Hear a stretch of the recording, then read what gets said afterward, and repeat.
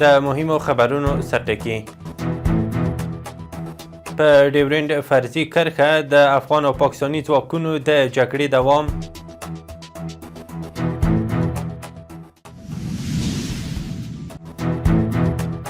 هېواد ته د بهرنیو چارو د وزیر راستنېدل.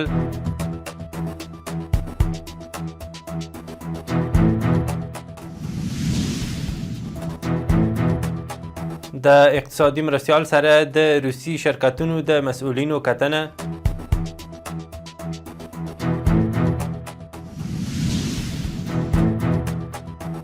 او روسیې ته د سوریې د نوي ولسمشر سفر.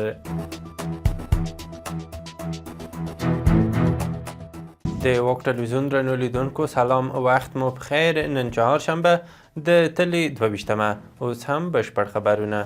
د افغانستان د اسلامي امارت ویان ذبیح الله مجاهد پر ایکس ویلي د پاکستان له لوري د کندهار په سپین بولدک ولسوالۍ د نن سهار د سپکو او درنو وسلو په بریدونو کې 12 تنه ملکي وګړي شهیدان شوي دي. هغه زیاته کړي چې په دغو بریدونو کې تر 100 زیات ټپیان دي. ښاغلي مجاهد ویلي تر دغو بریدونو وروسته افغان ځواکونه هم اړ شوي چې ځوابي بریدونه وکړي.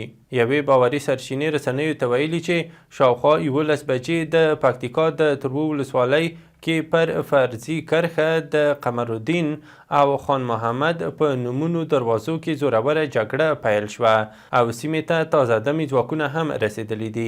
سرچینې دغه راز زیاته کړي چې له دې سره هممهاله د وړممۍ ولسوالۍ په لاړې نومي سرحدي دروازه کې هم جګړه پیل شوې ده، خو نور جزئیات یې نه دي ورکړي. دا په داسې حال کې ده چې نن سهار د کندهار بولدک ولسوالۍ کې هم د افغان او پاکستاني ځواکونو ترمنځ جګړه شوې چې تلفات هم لري.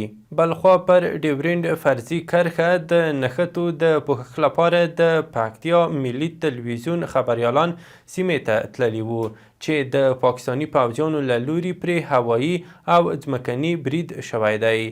په دغو بریدونو کې د عبدالغفور عابد په نوم یو خبریال شهید او د تواب آرمان په نوم بل ټپي شوی دی.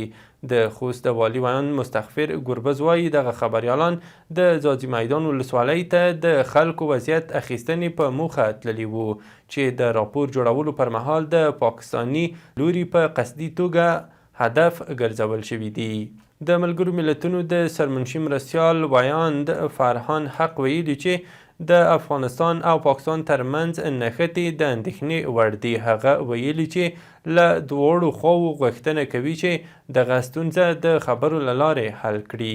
د افغانستان اسلامي امارت د بهرنیو چارو وزارت د عامه اړیکو رئیس ضیا احمد تکل وایي چې امین خان متقي له خپل مل پلاوي سره د هند له 2 ورځني سفر هېواد ته راستون شو. ښاغلي متقي په دغه سفر کې له ګڼو هندي چارواکو، هلته میشت افغان سوداګرو او د دیوبند دارالعلوم له مسؤلینو او زده کوونکو سره ولیدل.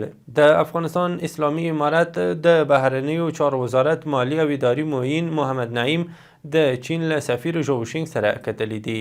بهرنیو چارو وزارت په یوه خبرپاڼه کې ویلي چې په دغه کتنه کې دواړو لورو ترمنځ د 2 اړخیزو اړیکو په پیاوړتیا بحث شوی. ښاغلي نعیم د پاکستان له لوري د بریدونو په اړه د افغانستان اسلامي امارت واضح موقف په بیانولو سره ویلي چې د افغانستان پر حریم برید ظالمانه او بزدلانه برید و چې مناسب ځواب هم وویل شو.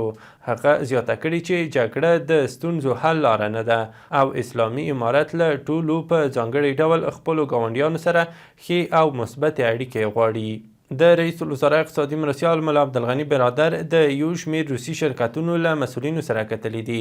په دغه کتنه کې د روسي شرکتونو مسؤلینو ویلي چې چمتو دي په افغانستان کې د نفتو، جستو، میسو او کرومای ډبرو د اکتشاف او رایستنې اوبو مدیریت، برېښنا تولید او تخنیکي ماشینونو د تولید برخو کې پانګونه وکړي. دغو مسؤلینو ویلي د اړوند ادارو له مسؤلینو سره د ژر همغږۍ رامنځته کولو په موخه په کابل کې خپل دفتر پرانیزي.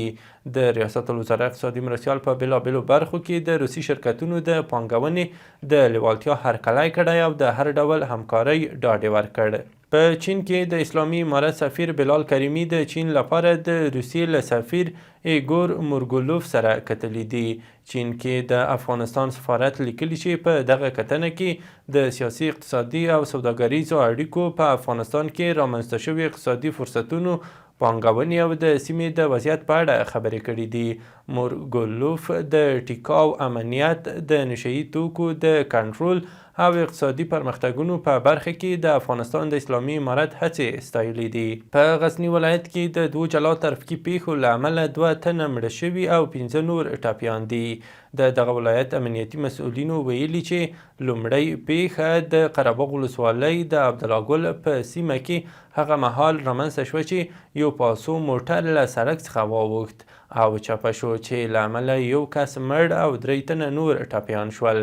دغه راز دوهمه پیښه د مقر ولسوالۍ د راده غاړې په سیمه کې د موټرسایکل او مازدا موټر د ټکر له امله رامنځته شوي چې یو تن پکې مړ شوی او 2 نور ټپیان شوي دي. سرچینې د دواړو پیښو لامل د چلوونکو بې احتیاطي بللې ده. د راپورونو له مخې د پاکستان حکومت امر کړی چې په خیبر پختونخوا ایالت کې د افغان کډوالو ټول کمپونه باید په بیړني ډول وتړل شي.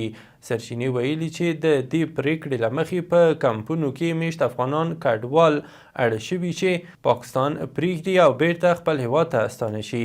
د پاکستاني رسنیو د راپورونو له مخې د افغان کډوالو هغه پنډغالی چې په دره اسماعیل خان، ټانګ، لکی مروت، بنو مانسهره، چارسده او ملکنډ سیمو کې جوړ شوي وو اوس تړل شوي دي. د پاکستان حکومت د یوه رسمي لیک له لارې د خیبر پختونخوا له ځایي چارواکو غوښتي چې د دغو کمپونو ځمکې د حکومت ملکیت وګرځوي او په دې سیمو کې د کډوالو د بیا میشتېدو مخه ونیسي. د صنعت او سوداګرۍ وزیر نورالدین عزیزي چین ته د سفر پر مهال د دغه هیواد له پرمختللو صنعتي او زیربنایي پروژو لیدنه کړې ده. د صنعت او سوداګرۍ وزارت ویلي چې د دې لیدنې موخه د چین له صنعتي تجربو ګټه اخیستل، هیواد ته د ټکنالوژۍ د انتقال هڅې، په افغانستان کې د پانګونې د فرصتونو معرفي کول او د دواړو هیوادونو ترمنځ د اقتصادي همکاریو پراخول ښودل شوي دي. له هیواده بهر دا چې رویټرز د یوه سوریایي چارواکي له قوله په خپاره کړي راپور کې ویلي چې د سوریې ولسمشر احمد الشره به نن روسیې ته سفر وکړي. سرچینې ویلي چې احمد الشره به د روسیې د ترتوس سمندري او حمیمیم هوایي اډې په تړاو له روسي چارواکو سره خبرې وکړي. د شدیدو ورښتونو له امله د مکسیکو ښارونه سیلابونو لاندې کړي او نږدې 130 کسان یې مړه کړي یا تری تم کړي دي. د مکسیکو حکومت ویلي د تیر اونۍ د سختو بارانونو له امله لږ تر لږه 64 کسان مړه شوي او 15 نور لا اوس هم ورک دي او په ځینو سیمو کې ځمکې ښویدنه هم شوې ده. وروستی خبر هم دا چې د هنلي پاسپورت شاخص د تازه راپور له مخې د امریکا پاسپورت د لومړي ځل لپاره د نړۍ د 10 پیاوړو پاسپورتونو له لیسته وتلی دی. په راپور کې راغلي چې 3 آسیایي هیوادونه سنګاپور، کوریا او جاپان اوس د نړۍ د تر ټولو پیاوړو پاسپورتونو په سر کې دي. د دې شاخص له مخې امریکا او مالیزیایي اتباع 180 هیوادونو ته بې ویزې تګ کولی شي، چې دواړه هیوادونه یې په 12م مقام کې ځای پر ځای کړي دي. د واک ټلویزیون درنو لیدونکو له ملتیا مو مننه. وروستي خبرونه مو همدومره وو.